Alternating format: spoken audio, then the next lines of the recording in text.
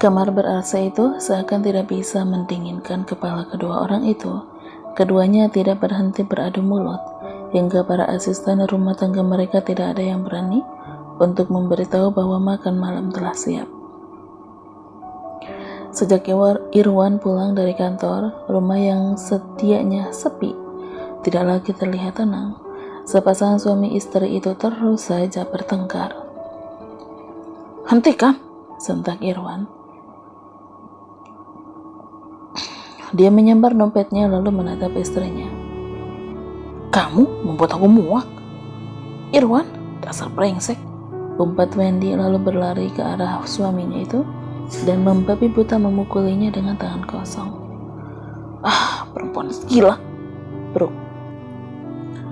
Melihat Wendy terjatuh setelah ia mendorongnya, bukannya membantu wanita itu berdiri, tapi Irwan justru melangkah pergi dan membanting pintu cat putih di belakangnya. "Brak, Irwan, berani kau keluar dari sini? Jangan harap kamu bisa kembali ke rumah ini." Irwan mendengus saat mendengar ancaman istrinya. Dia terus berjalan cepat dan menuruni tangga. "Tuan, makan malamnya sudah siap," ujar seorang asisten rumah tangga Irwan ketika melihat majikannya itu sampai di bawah tangga. Irwan mengibaskan tangannya dan melanjutkan langkah. Rasa laparnya menghilang karena panas telah menyelubungi hati dan pikirannya. Di kantor polisi, "Saudara Dimas, kami sudah punya bukti yang akurat dan lebih baik Anda berterus terang, karena hukuman akan lebih berat jika Anda tidak kooperatif." Dimas bergeming, pandangannya kosong, tidak berubah seperti saat ia terbangun di rumah sakit Bayangkara tadi pagi. Semua gerakan dan bentakan polisi tidak juga membuatnya membuka mulut. "Brak, saudara Dimas?" Para polisi yang melihat Dimas menjadi gemas.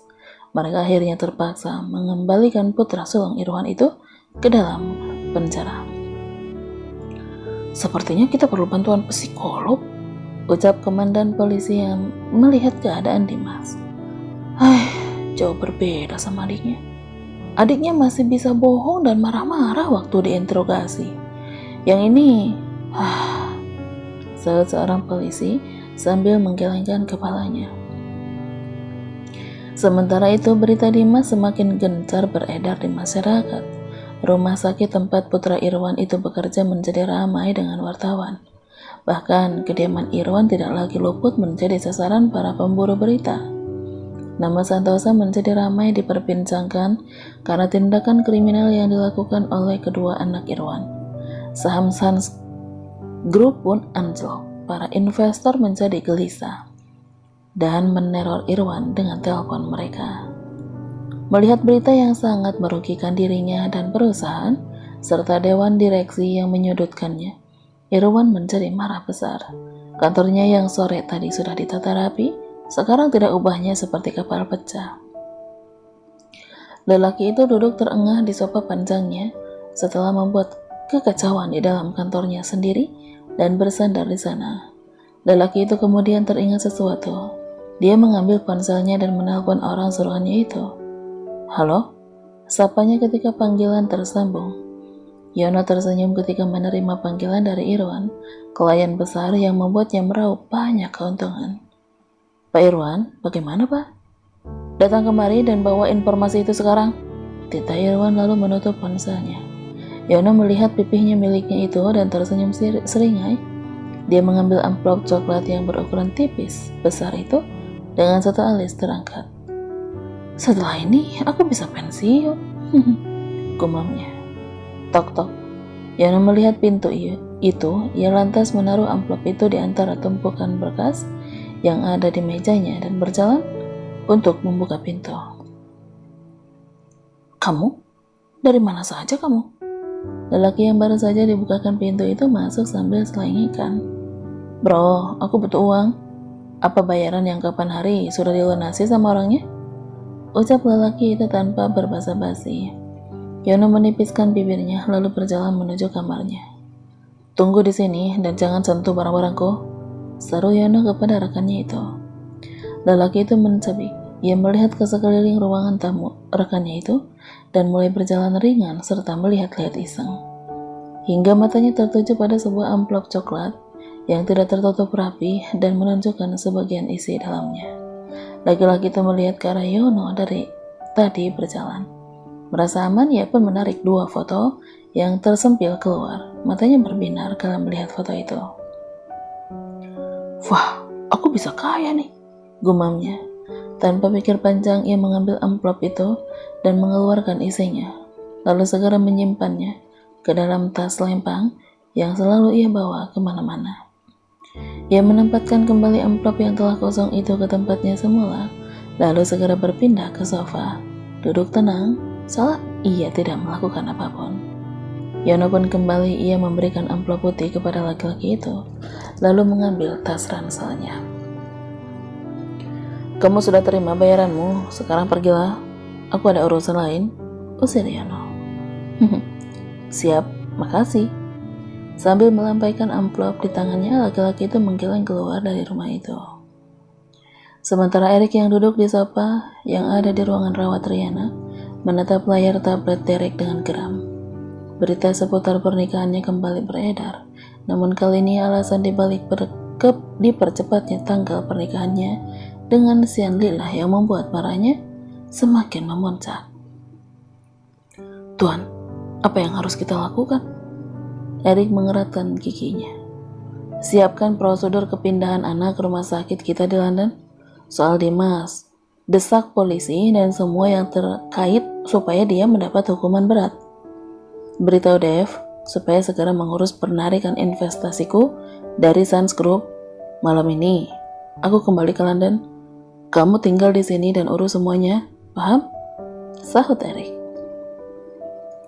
Derek melihat Riana yang masih menutup matanya, lalu kembali menatap bosnya itu dan mengangguk. "Baik, Tuan.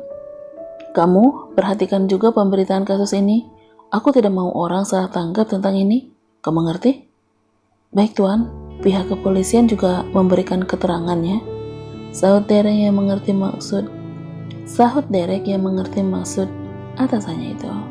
Erik melangkah pelan mendekati ibu dari putranya itu. Ia meraih tangan Riana dan menciumnya berulang kali.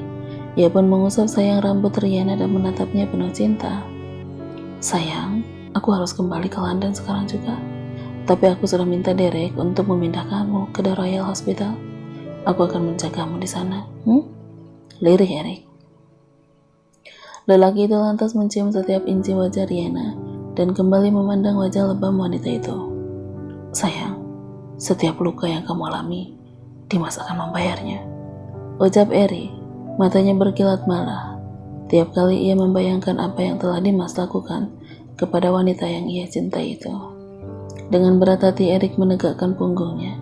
Ia kemudian mengangguk kepada Derek dan berjalan pergi. Sampai di bandara, Erik memberikan lagi beberapa instruksi kepada asistennya itu. Mendengar apa yang Erik perintahkan, Derek bergidik ngeri. Dia menelan ludahnya dan berjanji akan bersikap lebih baik lagi pada wanita yang selalu dipanggil anak oleh atasannya itu. "Oke, itu saja. Aku pergi." Di dalam pesawat, walau dalam keadaan yang masih jet lag, karena baru saja 3 jam yang lalu ia sampai ke Indonesia dan sekarang harus kembali menaiki burung besi itu, Erik tetap memaksakan diri untuk bekerja di depan laptopnya. Ia hanya meminta kopi kepada pramugari yang melayaninya dan berhenti beberapa jam untuk melepas penat. Wendy yang duduk di dalam kamar sambil menatapi foto pernikahannya dengan Irwan mendesah. Ia kemudian mengambil ponselnya dan menghubungi nomor yang sudah lama tidak ia hubungi. "Halo, Julio. Aku minta tolong padamu, bisakah kau jemput aku?" Selama beberapa menit, Wendy berbicara dengan seorang laki-laki di teleponnya. Ia kemudian berdiri dan menuju ruang kerjanya yang berada tepat di sebelah kamarnya dan Irwan. Di sana dia membuka laci meja kerjanya yang sengaja ia kunci dan perlahan mengambil sebuah map kertas lalu membukanya. "Surat pengajuan gugatan cerai. Sepertinya kali ini aku benar-benar akan menandatanganinya," gumam Wendy. "Tok tok, masuk," seru Wendy. Pintu ruang kerja Wendy terbuka. Seorang asisten rumah tangga Wendy masuk dan mengangguk hormat. "Bu, ada yang mencari ibu?" "Siapa?" "Tidak tahu, Bu, tapi katanya penting." Wendy mengambil napas dalam-dalam lalu mengangguk. Ia meletakkan kembali surat itu ke tempatnya semula, lalu berjalan keluar. "Kamu siapa? Ada apa mencariku?" ketus Wendy. Dengan alis bertaut menatap seorang laki-laki yang tidak dikenal berdiri di depan gerbang rumahnya. "Anda tidak tahu saya, tapi saya tahu kalau Anda pasti suka dengan informasi yang saya punya." Wendy menaikkan alisnya dan mendengus. "Informasi yang aku suka? Kamu bilang? Dari mana kamu punya keyakinan itu?" Laki-laki itu ikut tersenyum.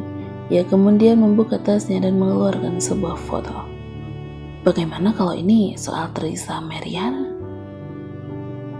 "Bu, maafkan Ayu, Bu. Seandainya saja waktu itu Ayu tidak mau, Bu. Mungkin hubungan Ibu dan Pak Dimas akan baik-baik aja." Alex menyentuh pundak model orbitannya itu, lalu merangkulnya, memberikan ketenangan. "Mas Alex, aku... Shh, ini bukan salahmu, Yu. Semua ini karena Dimas memang brengsek." Tangis Ayu pecah. Ia tidak menyangka bahwa tindakan impulsifnya memberitahu Dimas bahwa ia hamil akan membawa malapetaka pada mantan atasannya itu. Sore sebelum peristiwa itu terjadi, karena dia sudah tidak tahan dengan sikap Dimas yang terus-terusan mempertanyakan apa yang ia lakukan di rumah Riana waktu itu, akhirnya dia memberitahu laki-laki itu segalanya. "Bapak ingin tahu apa yang saya katakan kepada Bu Teresa? Oke, saya kasih tahu. Saya hamil anak Bapak. Saya minta tolong Bu Teresa untuk mencabut tuntutannya demi bayi yang ada di kandungan saya." Dimas tercengang. Laki-laki itu lantas menggeleng. Matanya melebar dengan sorot tidak percaya sambil memundurkan langkah dan memegangi kepalanya. Lelaki itu berbalik memunggungi Ayu. "Tidak mungkin. Kita hanya sekali melakukannya. Tidak mungkin, Kak." "Pak Dimas, saya bukan pelacur. Bapak seorang dokter. Apa perlu lagi penjelasan bagaimana bayi itu terbentuk? Biarpun satu kali, memangnya kenapa? Bapak jelas-jelas sudah Cukup. Potong Dimas dengan sedikit membentak dan berbalik menatap tajam mantan asisten Riana itu. Rumah kontrakan Ayu itu pun tidak lagi sepi karena pertengkaran mereka. Beberapa jalan kaki yang lewat sempat menghentikan langkah mereka karena kekencangan suara keduanya. Ayu mengeraskan rahangnya. Ia benar-benar sakit hati dengan perkataan laki-laki itu yang seolah menuduhnya berbohong dan membuatnya seolah dia adalah perempuan murahan yang bisa tidur dengan laki-laki manapun. "Aku mencintaimu, Teresa. Aku tidak akan memutuskan hubunganmu dengannya hanya karena kamu dan bayimu."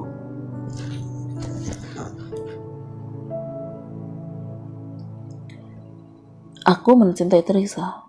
Aku tidak akan memutuskan hubunganku dengannya hanya karena kamu dan bayimu." Tawa keras Dimas.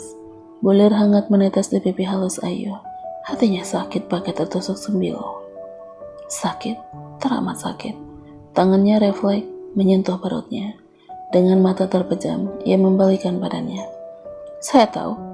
Karena itu saya tidak pernah memberitahu Bapak," saut Ayu lirih, namun masih bisa didengar Dimas. Dokter muda itu mendengus. "Kamu tidak memberitahuku, tapi kamu kasih tahu Teresa." Ayu tersenyum lucu. Dengan senyum miris ia memutar badannya. Dia memajukan langkah, mendekati laki-laki yang sudah duduk di sofa tamunya. "Apa Anda pikir saya sengaja melakukannya? Saya memberitahu Bu Teresa karena terpaksa, karena saya ingin membantu Bapak." "Hah? Membantuku? Membantu merusak hubunganku dan Teresa? Itu maksud kamu kan?" Aliran air mata Ayu kian deras. Mulut, hati, dan pikirannya merasa lelah untuk terus berdebat. Ia pun mengayunkan langkahnya menuju kamarnya dan tidak mau peduli pada laki-laki yang bernama Dimas itu. Dari balik pintu kamarnya dia mendengar suara pintu rumahnya yang dibanting keras dan disusul dengan suara mesin mobil.